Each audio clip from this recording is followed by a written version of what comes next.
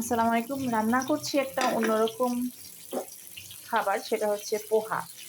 পোহা রান্না করছি। একটা মিনিট আমি একটু দেখাই।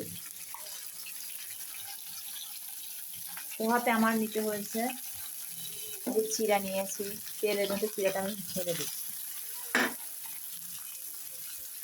ঢেলে দিলাম।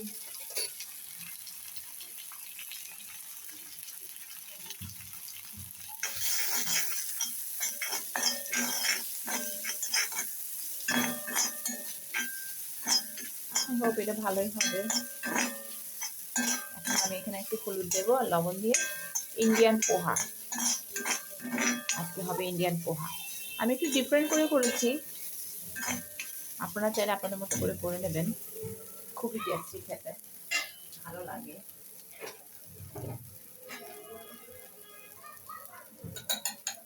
এখানে একটু দিয়ে দিচ্ছি লবণ। সাধারণত আমি লবণটা, সাদা লবণটা আমি খাই না, এখন হাতের কাছে পেয়ে দিয়ে মিটাই দিলাম।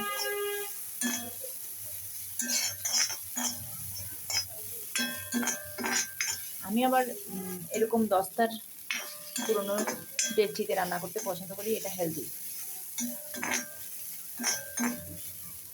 যেটা বর্তমানে আমেরিকান কাস্ট আয়রন বলে, আমারটা বাংলা কাস্ট আয়রন আর কি।